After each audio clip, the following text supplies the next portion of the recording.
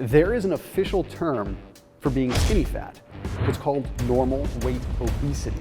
And it came into play because we realized that BMI, body mass index, when you just look at someone's like height and weight and determine if they're obese or not, isn't always the clearest indicator, because you can absolutely be in a normal weight range but have extremely high body fat levels that give you all the issues that come along with having high BMI, right?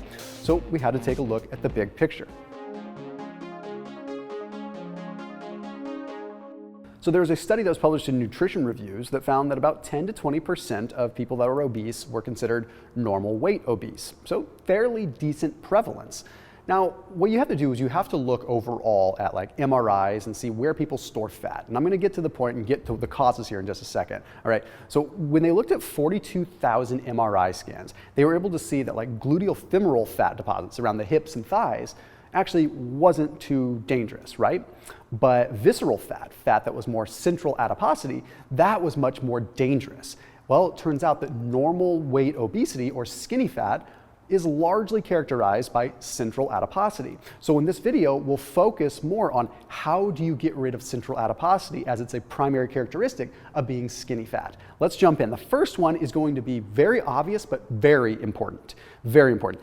Insufficient protein is probably one of the bigger causes of central adiposity. Let's look at the data.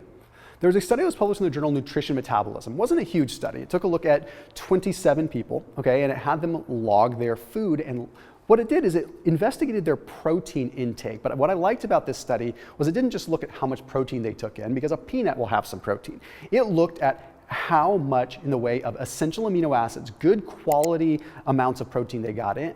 So what they did is they said, okay, each time you hit 10 grams of essential amino acids in a given meal, we're gonna count it as a mark, right?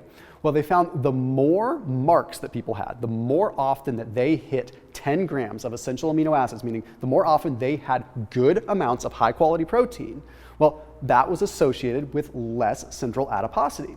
So more high quality, in this case generally animal protein, the more of that, the less central adiposity or visceral fat there was. That's pretty fascinating. But there is a larger study that gives it a little bit more clout. This one was published in the American Journal of Clinical Nutrition, and it's only a little bit bigger. This one was only 42,000 people. Okay, 42,000 people over 5 years, okay? And they looked at what they generally ate, and they found that the only macronutrient that they were able to associate with a smaller waistline was going to be high quality animal protein. Now, I'm not saying that plant protein's bad, I'm just looking at the data. Okay, high quality, full spectrum amino acid profiles that you're going to get generally from animal protein, not saying it can't be done otherwise, are going to be associated with a smaller waist. Well, central adiposity, again, is a big problem for us, right? So let's look at some more data. When you're skinny fat, one of the characteristics is going to be small amounts of muscle mass, lower muscle mass.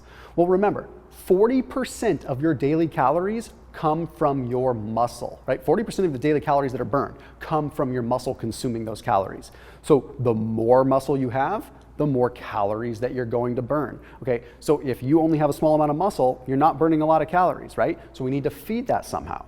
Since we know that being skinny fat is generally associated with lower amounts of muscle, let's look at some data with how much protein we might want to try to get. The Journal of Nutrition published an interesting paper, and they found that roughly 1.5 grams of protein per kilogram of body weight is where you should be if you don't want to have an increase in waist. Like, that's enough to fight an increased waist. So they're looking at waist to hip ratio. That comes out to about roughly 0.75 grams of protein per pound of body weight, or if you're 200 pounds, it's like 150 grams, which sounds like it's easy to do, but when you're trying to get good quality protein and not just like counting every gram of protein, it can be a little bit harder. So you do need to pay attention to that. But it's one of those things where I can personally attest to how much of a difference it makes. When I was very overweight before, increasing my protein intake made a big difference.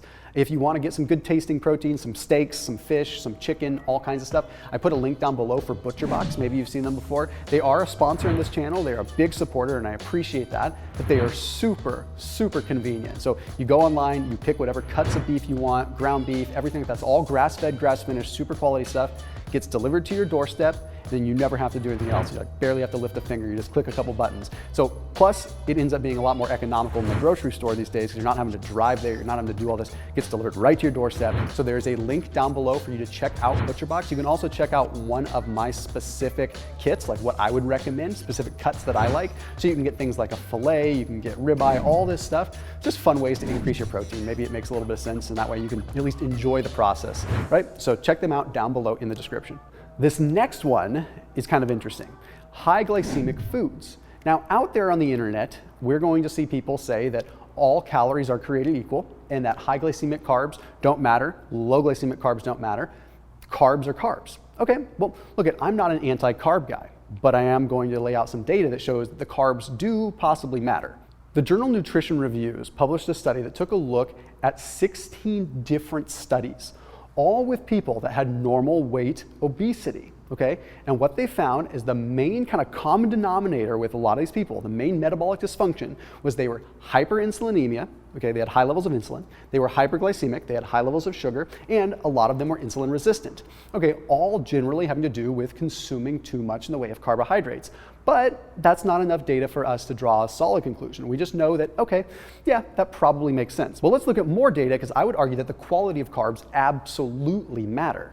Okay, you can't just say, oh, this person eats a lot of carbs, they're going to be insulin resistant, and they're going to have normal weight obesity. No, it doesn't necessarily equate, right? So this study was interesting. This study was published in the journal Nutrition Metabolism, and it took a look at 102 subjects. Okay, these 102 subjects were going into surgery. So they said, okay, we're going to take a little bit of subcutaneous fat and a little bit of visceral fat from each of these participants. And then we're going to ask them to write out what they typically eat. Okay, we want to take a look at this big picture here. Well, they were measuring something very interesting. They were measuring a peptide called apelin. Okay, now apelin is a peptide that's secreted by fat. It's an adipokine, and it's largely associated with insulin resistance. So generally what you would see is higher concentrations of apelin usually correlate with higher levels of insulin resistance. So, well, interesting, they found that people that consumed a high amount of carbohydrates didn't necessarily have high levels of apelin. So that means that carbohydrates aren't necessarily the problem.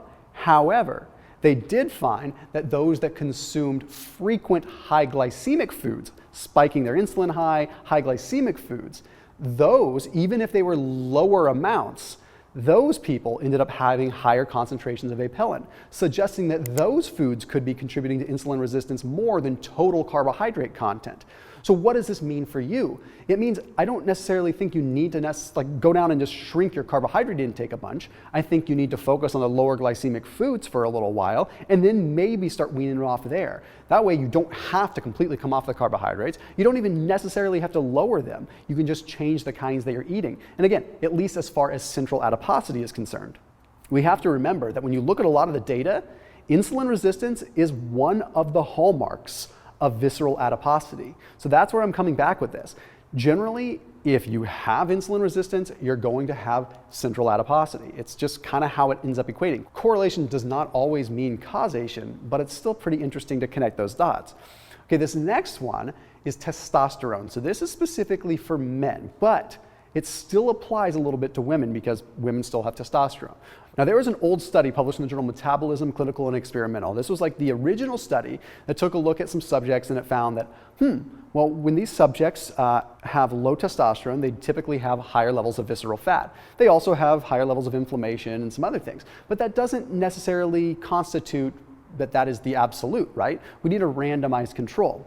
So we have a randomized control to look at. So this study was published in the International Journal of Obesity. Okay, it took a look at 23 subjects, and for 8 months, it either gave them a placebo or gave them testosterone. Well, they found after 8 months that the testosterone group didn't have any change in weight, but they had a significant reduction in their visceral fat levels. That's pretty clear. But what's the mechanism here? Like, why is this happening for you to understand? Well, it probably has to do with the fact that our visceral fat has a high amount of androgen receptors. That means that our visceral fat, the fat underneath our tissue, surrounding our organs, our potbelly fat, well, that really is sensitive to our testosterone levels. So when our testosterone levels go up even a little bit, our visceral fat gets the message really quick, loud and clear. But if our testosterone levels go down, and it also gets the message really quick and loud and clear. So therefore, it could be easier to store fat there. So you want to do what you can to improve your testosterone levels, but you also want to do what you can to improve your androgen receptor affinity to testosterone. And one of the ways that you can do that is by taking in zinc, okay, like 50 milligrams of zinc per day. It has been demonstrated in some studies to potentially help improve the affinity of an androgen receptor, making it a little more sensitive for testosterone to bind. We also have to remember that testosterone affects pancreatic beta cells. Lower levels of testosterone are also correlated with, well, higher levels of insulin resistance. So we don't necessarily want that, right? So as we start making adjustments to our diet and we improve insulin resistance, we can potentially improve testosterone. It's one of those which came first, chicken or the egg kind of thing. Here's an interesting study that was published in the journal Endocrine. This study was a 12-week ketogenic diet, okay? Fascinating stuff. They found that 12 weeks on a ketogenic diet completely reversed what is called metabolic hypogonadism. That is where your metabolism is so shot, your insulin resistance is so bad that you actually disrupt the hypothalamic pituitary gonadal axis and actually don't produce as much in the way of testosterone. It can disrupt that, but by going on 12 weeks of a ketogenic diet, it seemed to have a pretty positive reversal of that. Now, along with that, there was also a 371 nanogram per deciliter increase in testosterone in 12 weeks. Some of it may have had to do with the cholesterol levels that were coming in from the diet. A lot of it had to do with probably suppressing the amount of carbohydrates that were coming in. But the bottom line is that's pretty effective. So doing a short period of time with that, even if it's just enough to improve insulin sensitivity so that you can kind of kickstart this cycle again, along with those 50 milligrams of zinc, could be a very powerful thing. So to recap, okay? Increase your protein to 0.75 grams per pound of body weight. Okay, if you're consuming carbohydrates, cut out the high glycemic carbs. Go to beans, legumes, things like that for a little while. Add 50 milligrams of zinc per day. Okay, that's going to make a big difference as well. And then also, if you want to experiment with it, try doing 3 months of a ketogenic diet just to improve your insulin sensitivity a little bit and hopefully help this whole thing out. As always, keep it locked in here on my channel. I'll see you tomorrow.